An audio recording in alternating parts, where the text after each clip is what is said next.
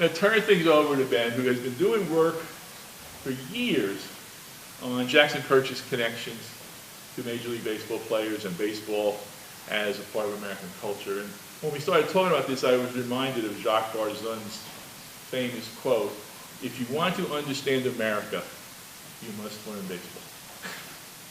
And I'm going to turn things over now to my friend, Ben. Hello, everyone, and everyone from Zoom land. I am Ben Moss, and thank you so much for the opportunity to speak today. When Dr. Mulligan asked me to speak, I was sort of at a loss because I don't have any books or articles or a doctorate or anything like that, just a normal middle school social studies teacher, but I do love baseball. I always have loved baseball, and I love the history of baseball specifically. If I had to choose an era or time that I liked the most, I'd say it's in the 1920s to 1940s in baseball. So that's right up my alley, especially the Cardinals in the 30s is my kind of thing. When he asked me to do a certain presentation of Jackson Purchase players, I honestly didn't know a whole lot about them. Besides the active players that had played during my lifetime, I knew them, and I knew some of them, and I've met some of them and seen their games, and sort of just was enamored with a lot of them. But when I dug into the research of it, I found so much more with the history of the Jackson Purchase in baseball, specifically the history of baseball and players that played in the major leagues, which you probably have never heard of before, these players. They're sort of lost in history. A lot of people, a lot of these players had what people would call a cup of coffee in the major leagues, which means they weren't there very long, but they were there, and they spent a lot of their time in the minors. I did not do any minor league players. We have quite a number of minor league baseball players from the Jackson Purchase, but I just sort of concentrated on the major league players. So I just wanted to start with this quote. I'm sure many of you have seen the movie The Field of Dreams, but there's a quote there that I think that really resonates. It says, "The one constant thing through the years, Ray, has been baseball. America has rolled by like an army of steamrollers. It has been erased like a blackboard, rebuilt and erased again. But baseball has marked the time. This field, this game, it's a part of our past, Ray. It reminds us of all that once was good and could be again." I thought that's just a very impactful thing. And so, tell you a little bit about myself. I've been a baseball fan my whole life. As I said, it's in my blood. A funny story about my family and baseball. So my great-grandfather owned a grocery store, which was, if you're familiar with McNabb Elementary School in Paducah, it is not towards downtown Paducah. That's where I went to elementary school. But anyway, his little grocery store was across the street of where McNabb is now. It's a Plaza Tire now, I think, or something. But he was a big Cardinal fan. My whole family, just big Cardinal fans on my dad's side. My mom's side, more Tigers fans.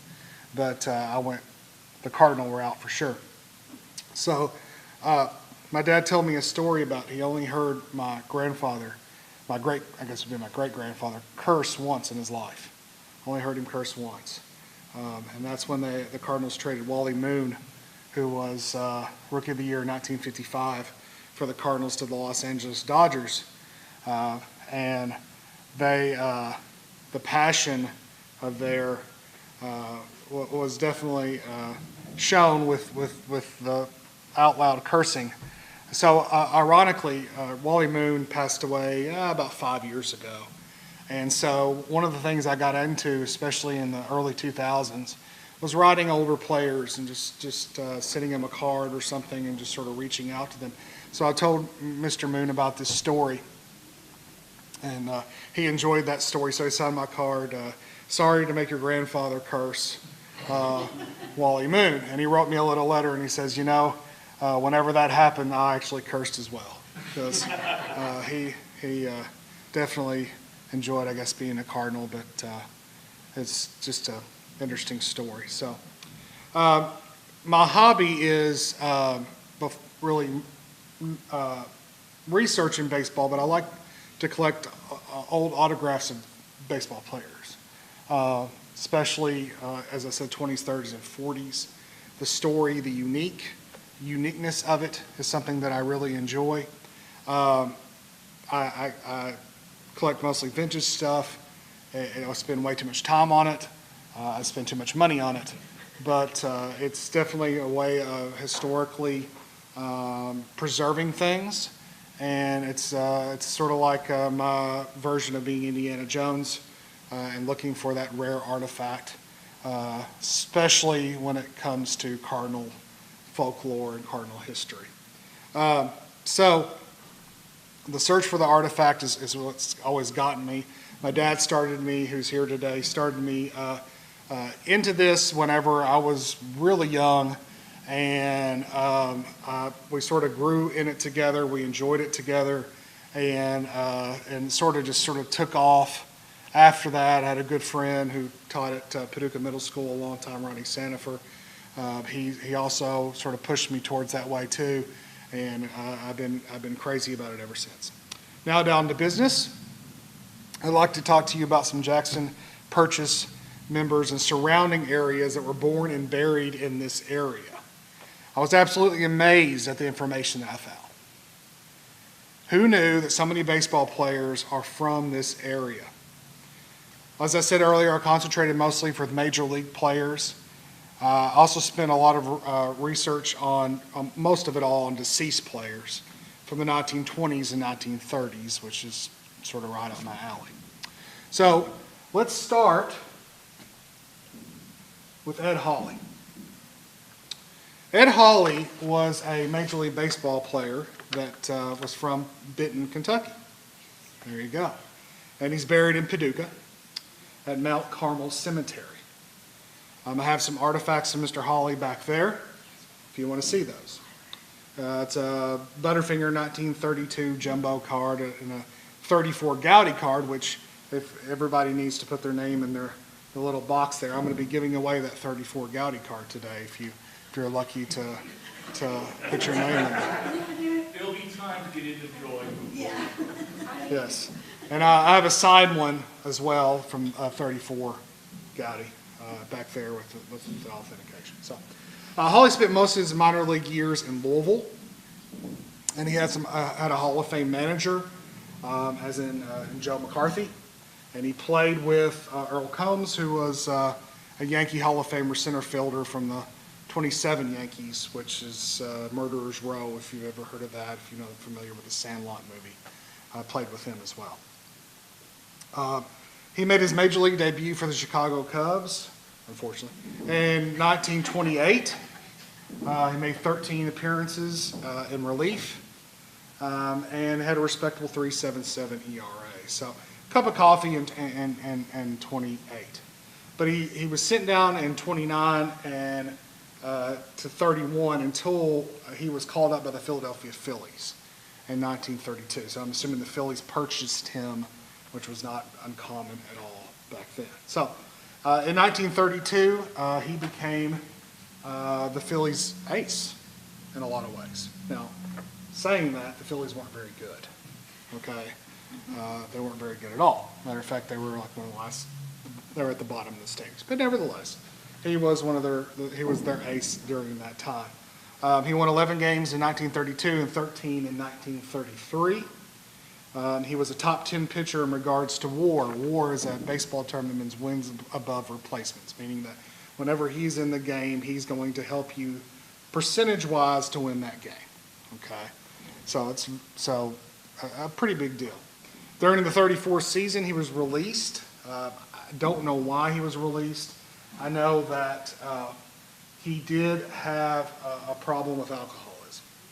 I reached out to a family member of his, and he told me some stories about how that he really ostracized his family got into drinking, and that could be a reason. I couldn't find any reasons why, besides he just didn't have a very good year that year for the Phillies. He was picked up by the Pirates, and that's when sort of the wheels fell off. He went 1-8 for the Pirates that year, and he was released. And that was pretty much it for Mr. Hawley. He did have children. He didn't have much to do with those children, unfortunately. He moved back to Paducah towards the end of his life. He spent most of his life in and around Philadelphia area, obviously. Another interesting note about Mr. Hawley is that I looked at a lot of censuses that doing a lot of research on these players. You look and see like, hey, are there family members that are still alive? Can I reach out to them? So any information about these people? And every census he had, he never put he was a baseball player. Every other player I saw put that he was a baseball player. But in this one, hey, how are you? He never put he was a baseball player, which I thought was pretty unique and ironic. If you really want to know more about him, there's an excellent article on in the Marshall County Trib by actually one of his family members about him. If you have a chance, I suggest to read about it. He's buried in the Mount Carmel Cemetery, if you know where that's at, Paducah. It's a hard grave to find. I went out there one day. I don't know, it's probably October when I did. I couldn't find it, so I just went to find a grave to sort of look it up. I do have a video though I want to show of him. It's from 1931. Connie Mack, who was a Hall of Fame manager and managed the Philadelphia Athletics and had some wonderful teams there in Philadelphia. He had to sell a lot of them off because he didn't make much money. But all right, our next individual here is Mel Butch Simons. Now, I got the privilege to actually talk to his grandson through research and through censuses and whatnot. I got his phone number and through the magic of Facebook and actually got to talk to him. Very, very nice gentleman. So he played for the Chicago White Sox in 1931, played 68 games and then 7 games in 1932. He had he didn't have a lot of success in the majors, but he did bat over 300 in the minors. And what people have to understand is back in the 30s, there was not a whole lot of teams, especially in the major leagues. So to be in the major leagues for a long period of time was a big deal because you had to be really good. So, that's why there were so many local barnstorming teams that would come around, and I'll talk more about that later. He had a limit. He limited him out in the 30s. It was, as I said, it was much harder to play in the majors. He played in the Kitty League for a while. He coached in the Kitty League for the Paducah Indians in 1941. And he coached in Quebec, in Canada. And 42 was his last year as a player manager. And actually back there I have his contract that he signed in 42 with Quebec. And it's nice because by reaching out to his grandson, we made some connections there, and we'll get him that contract to him and his family. He's buried in Fulton, Kentucky. Okay, so Mr. Simons, somebody you probably never heard of before as well. I asked his grandson, can you tell me anything about his playing days and whatnot? He opened up an electrical store after his playing time. Says he loved baseball, he loved talking about baseball, but not a whole lot about his major league time. His wife, his wife didn't like was Babe Ruth because he was just so arrogant, but I've never heard that before, so I thought that was ironic.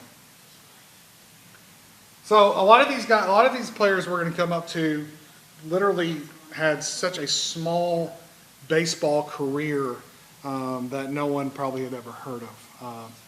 Pat McGehee is buried in Paducah. He pitched 1 game for the Detroit Tigers in 1912.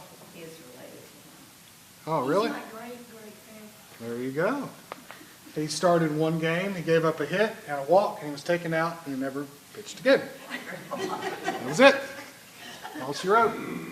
He was a World War I veteran, and the 20th Engineers, a very important part of the military. I did some research on that. They played a major role in a lot of American wars. From what I understand, from my research, it looks like what brought him to Paducah was working for the railroads.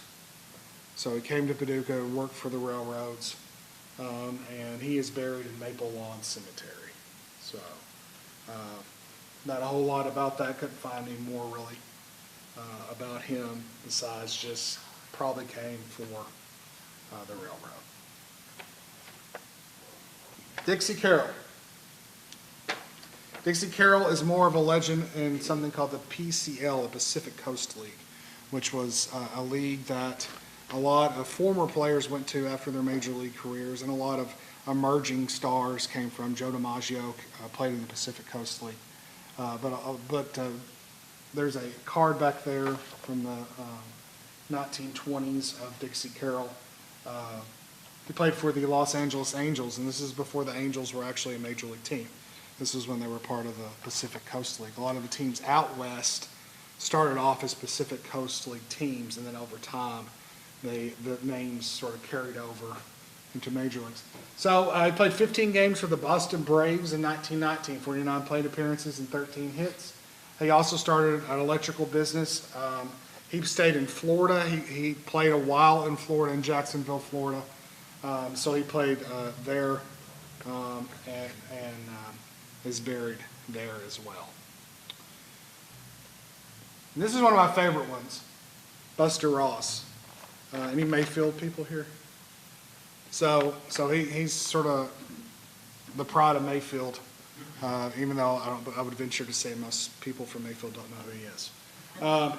So he played for the Red Sox in 24 through 26, and he went to Mayfield High School, so for 3 years.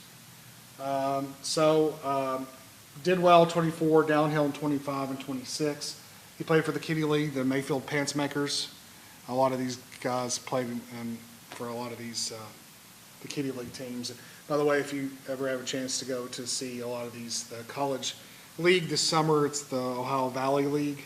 The Paducah Chiefs are there, the Hoptown Hoppers. A lot of these names are actually Kitty League names. So they just sort of took over. He gave up Babe Ruth's 300th home run, which I thought was unique. There's an article about it there I found. He holds a major league record for committing 4 errors by a pitcher in 1 inning, which I don't know how that's possible, but he holds that record along with some other people, but he does hold that record, so that may be the reason why he didn't stay in the majors that long. He is buried at Maplewood Cemetery in Mayfield, and who knew that somebody from our region would hold a major league record. Some other things that I learned about him. After his career, he came back here and he was a truck driver for a while, and he was also a wholesaler at a tobacco warehouse. So he still, from what I understand, has family in Mayfield, and I couldn't really find them, but from what I understand, he does. So maybe one day I can talk to him. All right, a couple of Negro League players. Okay. James Fields from Hopkinsville. I know that's not necessarily the Jackson Purchase, but hey, I figured, why not? He played for the St. Louis Giants in 1921. It's a Negro League team who eventually in 1922 became the St. Louis Stars. And the St. Louis Stars is going to be a team that's going to have many future Hall of Famers in it. From if you've ever been to Busch Stadium with the statues out in front of it, there's a guy named Cool Papa Bell who played for the St. Louis Stars in 1922. He only played 1 season, 2 wins, 3 losses. There's no record of his death. There's no record of his grave. And he did play that season with one of the most influential Negro League players and one of the most influential players in history in Oscar Charleston. But he was a packer of tobacco after his career, worked in the flour mill. I'm assuming would guess he might have hurt his arm, or it just might not have been good enough. And that was it. It's been unique how often I've found how a lot of these players just would play one season, and then after that, they call it quits and stop.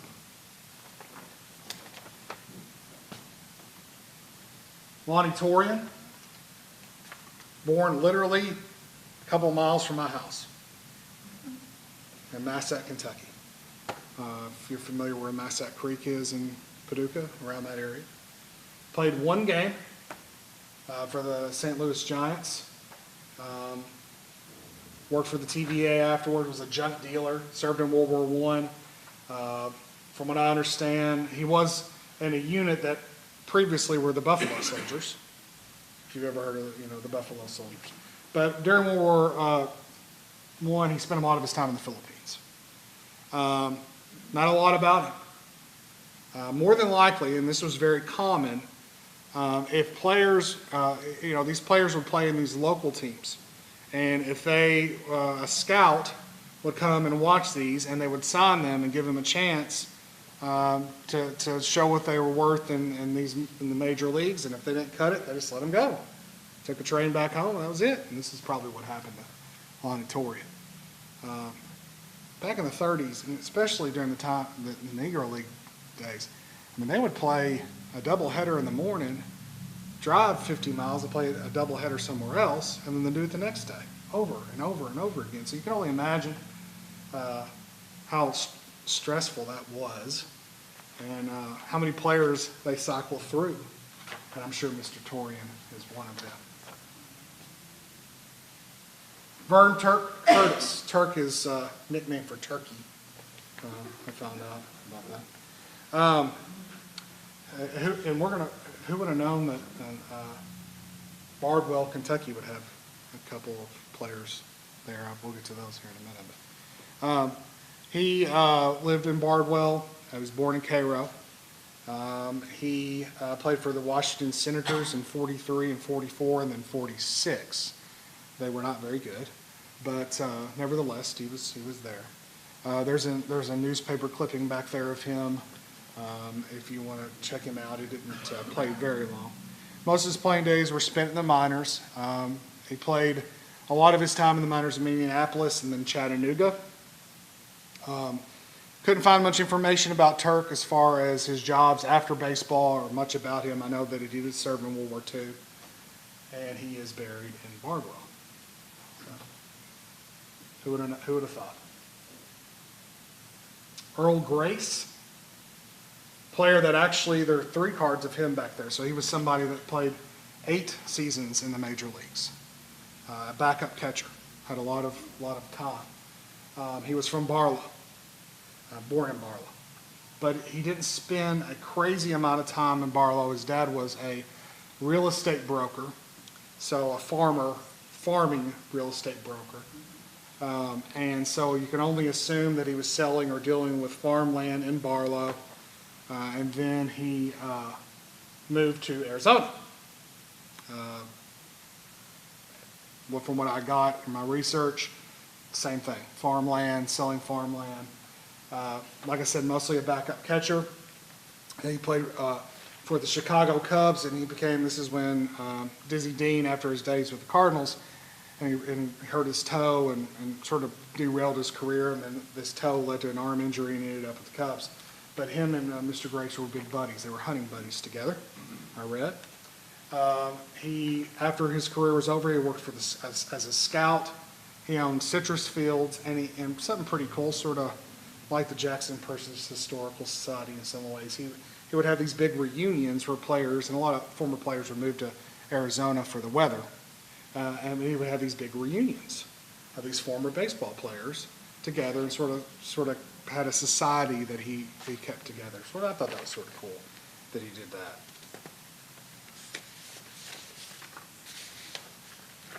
And like I said, there are a few of his cards back there, a couple of Gaudis and something called Batter Up, which is a card from the 30s that literally you could stand up, and it was like a punch whole thing. You could stand it up. So pretty neat. I think if I had to choose one person but I enjoyed the most researching, it would be Eddie Moore. And it was sort of ironic that I just came across him just by happenstance when I was doing my research. He was from Barlow, Kentucky. His dad died when he was young. His mom remarried a Norwegian immigrant, and they eventually moved to Louisiana. But he was a 1925 World Series champ with the Pittsburgh Pirates. He led off for that team in the 1925 season. So if you go look up the 1925 Pittsburgh Pirates, he was their leadoff guy. Played 7 games in the World Series, and offensively he played very well. He was the last major league hitter to have a bounce home run. So it used to be, now if it hits the ground and goes into the stands, it's a ground rule double, right? You automatically get a double. You go to second base, right? Well, before, in the 30s, if it bounced and went into the stands, it was a home run. If it bounced, so he was the last batter in history to have that. So the story about how he sort of got from the Pirates, got moved from the Pirates, is an interesting one. Let me reverse that for a minute and go back. So there's a Hall of Famer by the name of Pie Traynor. Okay, there was a lot of nicknames on the 25 World Series team for the Pirates. But Pie was not his real name, obviously, but that was his nickname. Pie Traynor, who went on to a Hall of Fame career, nearly lost his third base position to Eddie Moore. Matter of fact, Mr. Moore was outperforming him very well, but as it happens in baseball, Eddie Moore got hurt. Pie Traynor started taking off, and that was history. Traynor goes on to a Hall of Fame career. Eddie Moore ends up making his manager, Earl Clark, another Hall of Famer, mad. Fred Clark, excuse me. So the story is that he makes an error in a game. Mr. Moore had a nervous tick. Okay? Whenever he had a lot of stress on him or he was upset with himself, he smiled. He looked down and he smiled. Okay? Well, Clark saw that as he's loafing, he doesn't care, and it made him angry. And because of that, they traded him. They got rid of him. And I mean, I feel sorry for the guy in a lot of ways because it was just calm and nervous tick he had. That was it. That's all she wrote. But he did have career past the Pirates. He played with the Boston Braves, Brooklyn Dodgers, the New York Giants, Cleveland Indians. So he did have a long career. He was traded in 1931 for a rookie catcher named Ernie Lombardi, who was a Hall of Famer to the Brooklyn Dodgers. So that's what brought Ernie Lombardi to the majors, was Eddie Moore. So he after retirement, he became a farmer. He managed the Paducah Indians in 1937. He got the flu during a flu pandemic and never really recovered from it. He constantly had problems with flu-like symptoms the rest of his life. And he died at the age of 48. And he is buried in Lafayette, Kentucky. I put the grave as unknown, but I did find further research that he's actually buried in Lafayette. So. Another cup of coffee guy, Scotty Slayback. The only picture I've ever found of him is on Baseball Reference. Born in Paducah and moved to Indiana in 1926, played 2 games for the New York Giants. 8 at-bats, no walks, no hits, no runs. And that was all she wrote. Bounced around the minors for 9 seasons, so he played quite a bit, and he was a World War II vet as well. Not a whole lot I could find on him besides this.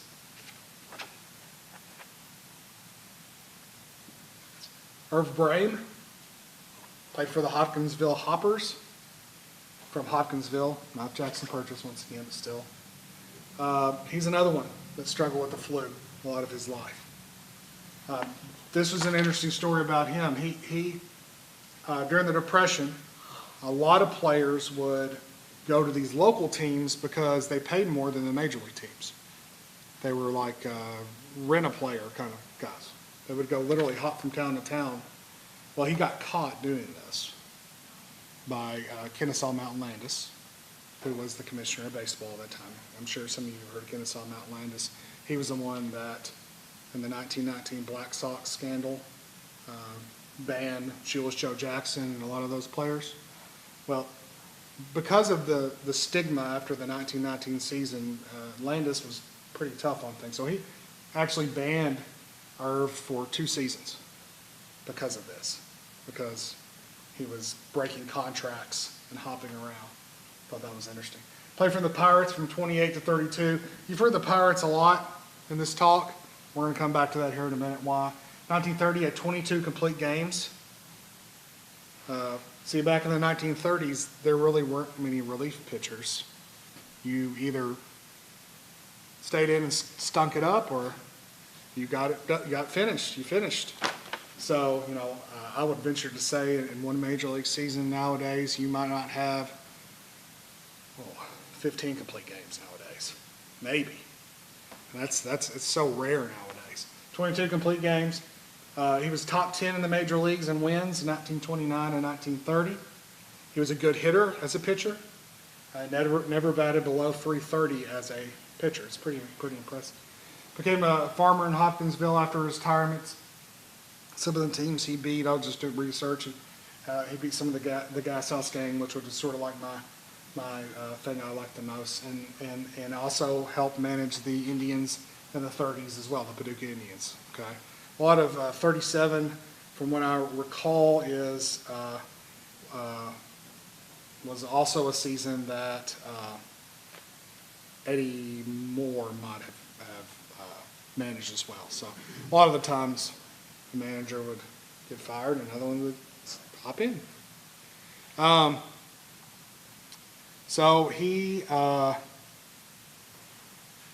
Taylor, I'm sure many of you have heard of Hawk Taylor.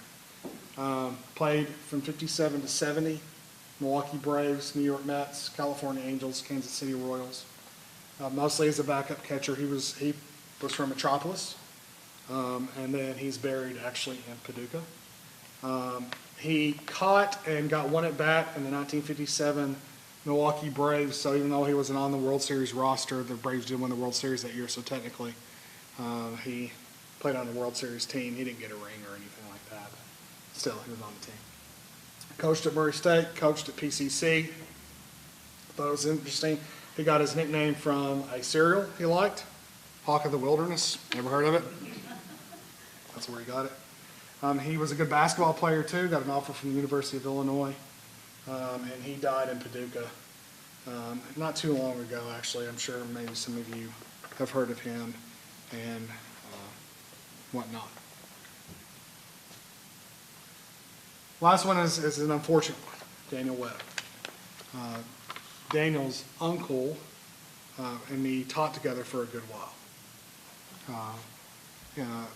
Greg Webb was his uncle, and he was a principal at Heath for a long time. And Daniel went to Heath as well. He pitched for the White Sox from 2013 to 2016. 2014, he has 57 appearances. There are some clips on YouTube of him pitching if you want to look those up. And then in 2017, he died in an ATV accident on his farm.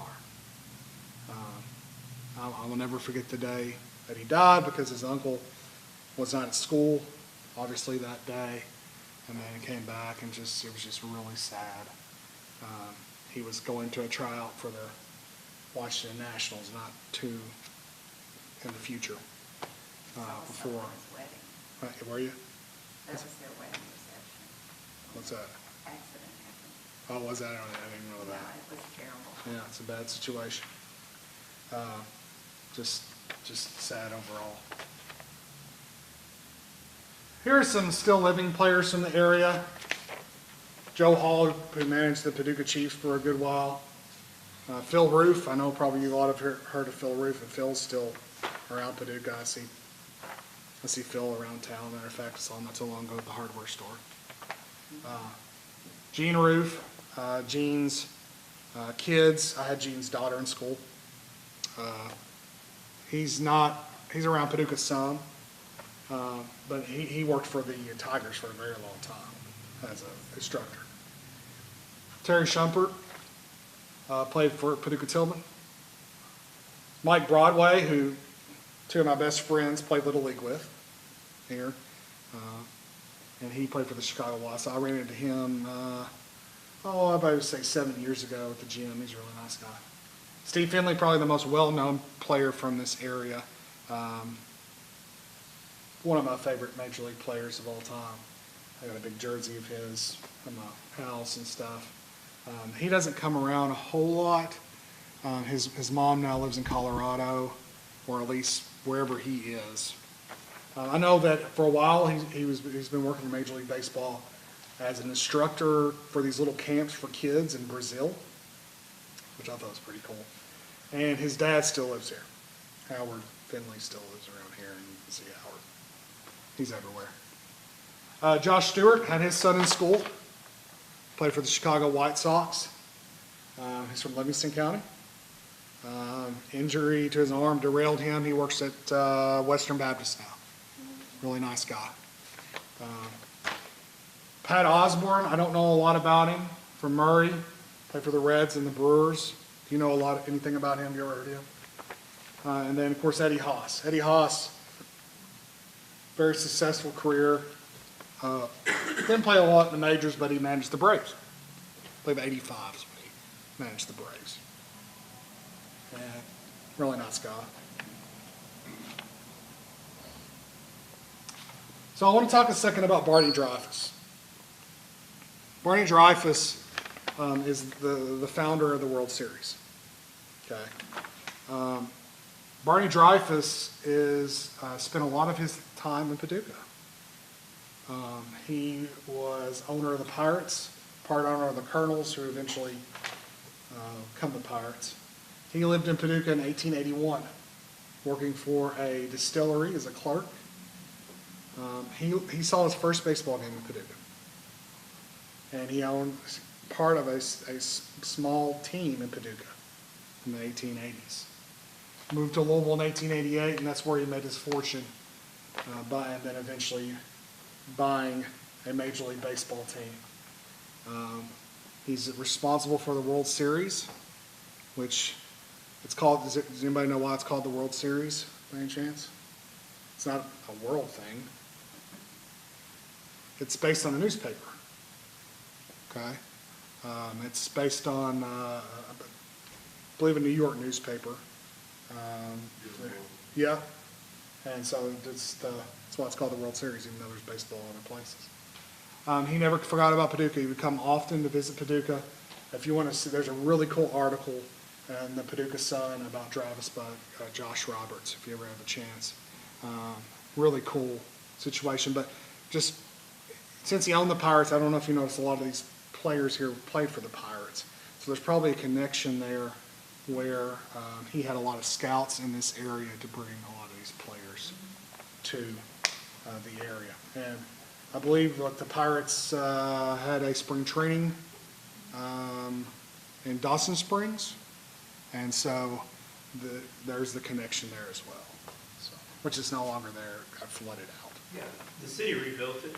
Yeah, Yeah, I saw you it. can visit it. Yeah, still pretty cool. And Hannes Wagner fished not too far from where we live. I read the story about he was a big fisherman and he liked to fish in around Dawson Springs. Last thing I want to show you, these are just some Major League players that either played in and around our area through the Kitty League mostly. A lot of these I've already talked about today. A couple of them that stood out to me, Ray Sanders played on some World Championship Cardinal teams. Vern Stevens had a really good career as a major leaguer. He played in the Kitty League. So Bob Schultz had a really good career too. So a lot of history here in Paducah that a lot of people don't know about. So pretty cool stuff.